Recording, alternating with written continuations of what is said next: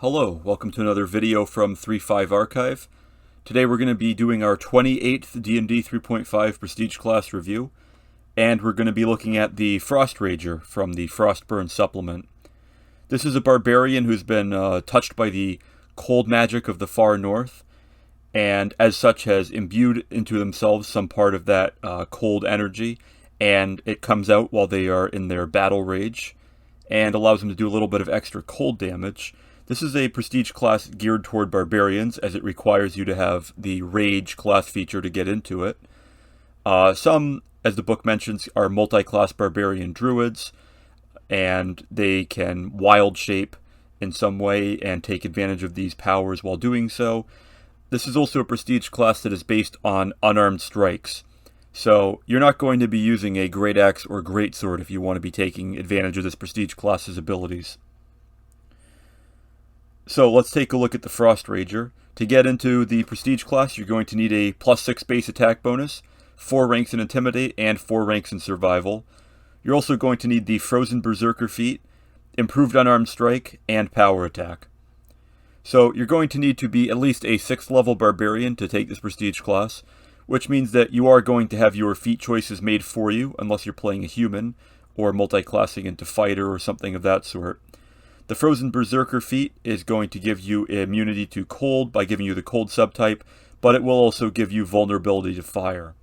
This is not a feat that you're going to want to take in every campaign, but in one that's going to be set in the far frozen north, the sort of campaign where you would like to take this prestige class, it's going to be useful to have, as a lot of monsters are going to be dealing cold damage, and being immune to that is going to be a major boon to your character. Improved Unarmed Strike usually isn't on the menu for a Barbarian, but in this case, it's going to be a good option for you because that's going to be what the Prestige class is based around. That's where you're going to be straying the most from the regular Barbarian feats, other than Frozen Berserker. Power Attack is also required, but that's pretty much a given for any Barbarian character that wants to actually deal out some damage. You are going to need Rage as a class ability as well. The skill requirements are going to be 2 of the skills you're probably going to want to take first as a Barbarian alongside Listen. And lastly, you're going to need to be exposed to enough cold damage to reduce you to 0 hit points. And this experience is going to be what's going to lead your character to becoming a Frostrager. So overall, I would rate these requirements to be moderately restrictive. Several of them are just givens. Even if you're playing an 8 intelligence barbarian, you will be able to manage these skill ranks pretty easily. So it shouldn't be too difficult to get into this if you're planning ahead, and even if you aren't, you can get into it at a later level. This is a 5-level prestige class, so it's not going to be a huge deviation from your normal path. It does have a D12 hit die, so you will be getting the same number of hit points, and it does have a full base attack bonus as well, which one would expect from a prestige class of this sort.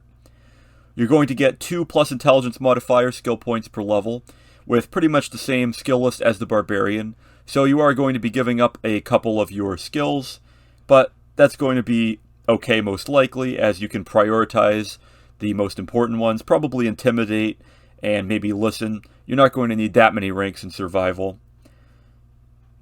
So you're going to get all of that, and you are going to get some class features. Oh, you're also going to get a good fortitude save, so pretty much par for the course for a Barbarian. At first level, you're going to gain the Frost Rage ability. While raging, you grow a little bit larger, and your freezing sweat forms icicles across your body. Kind of a cool effect, a little bit of description there. You do get a +4 natural armor bonus to armor class while you're in your rage. And also, your unarmed attacks now deal 1d6 points of damage, plus another 1d4 points of cold, with adjustments for size, a d4 for small and a d8 for large, and so on. Also at level 1, your blood becomes freezing cold. This is not only during your rage, this is any time. You are immune to attacks that cause wounding effect, so a sword of wounding or any sort of bleed effect. These are more common in Pathfinder than in 3.5, but even so. More importantly, if you're reduced to negative hit points, you automatically stabilize, although if you try to attempt any actions, you are still going to take a point of damage for straining yourself when you should be incapacitated. This is a nice feature. The Frost Rage feature is a little bit better. Getting +4 armor class while you're in your rage is going to be nice. Barbarians usually aren't that focused on defense, but it is still nice to take a little bit less damage. Also, while you are going to be stuck doing unarmed strikes with this prestige class, it's good to at least, for one thing, having a full base attack bonus, and for another thing, doing more than 1d3 points of damage. This might actually end up with you dealing more damage than your average monk, which is going to be a little bit disappointing for monk characters to realize, but it's good for you at least. Freezing Blood, on the other hand, any ability that relies on you dying or an ally dying, as we looked at in the Knight Protector Prestige class review, when an ally goes down and that triggers one of your abilities, well, that's good, but that does also mean that one of your allies has gone unconscious and possibly been killed. That's not a very good basis for an ability to trigger. While this Freezing Blood ability can save your life, and it is definitely worth having, it certainly wouldn't be worth having all by itself as a first level feature. Usually, you're better off getting as a class feature something that's going to prevent you from getting to that state rather than something that might save your life when you get to it. Another thing to note here is that the higher level you get, the more damage is being thrown around, and the more likely that you're just going to be killed outright. And in that case, stabilizing immediately is not going to do you any good. Even so, this prestige class is off to a decent start. There are certainly worse ones. At second level, when you make an unarmed attack, you may make one extra attack in that round at your highest base attack bonus, but each attack made in that round take a -2 penalty. So this is essentially like Flurry of Blows that a monk gets, except in this case it's paired with a full base attack bonus. That -2 penalty is going to last the whole time. It's not going to slowly dissolve like it does with the monk, but even so, this is going to put you quite a bit above that, and it's going to be a nice ability to have. It's going to give you a little bit more mileage out of your unarmed strike, which is not going to let you power attack as a two-handed weapon would, and it's not going to give you that strength and a half bonus that barbarians really rely on for dishing out damage.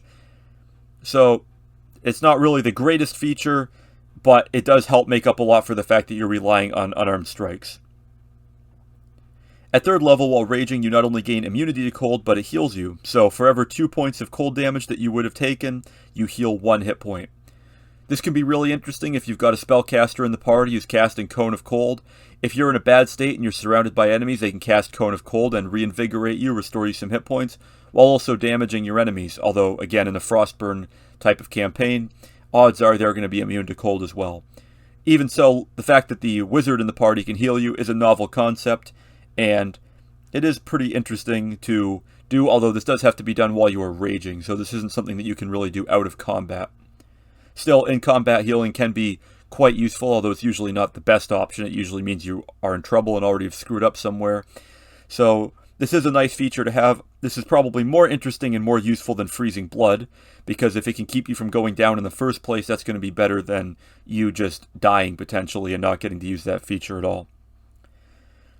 At fourth level, while raging, your natural armor bonus now becomes +6 from improved Frost Rage, and your unarmed attacks now deal 1d8 points of damage plus a d6 of cold. And again, this is adjusted based on your size. So this is a nice improvement. It's really only 1 point of damage, well, 2 points of damage overall. One downside of the Frost Rage ability is that, again, in a Frostburn campaign where you're likely to be playing this character, unless you go back down south or wherever it's hot in your campaign setting, you're going to be running into a lot of monsters that are resistant or immune to cold. So in a lot of ways, you can look at this as just enabling a full base attack bonus monk. This prestige class does have a full base attack bonus, but that's really one of the few things putting it ahead of simply a monk multi-class, perhaps with some ascetic style feat attached. But it does maintain your full base attack, and it does add a little bit of an interesting thematic flair to it with some interesting abilities that you can, for example, healing from cold damage and that sort of thing. So that is nice, but this prestige class really isn't looking particularly powerful. When we get to 5th level, you gain the ability to rend a target.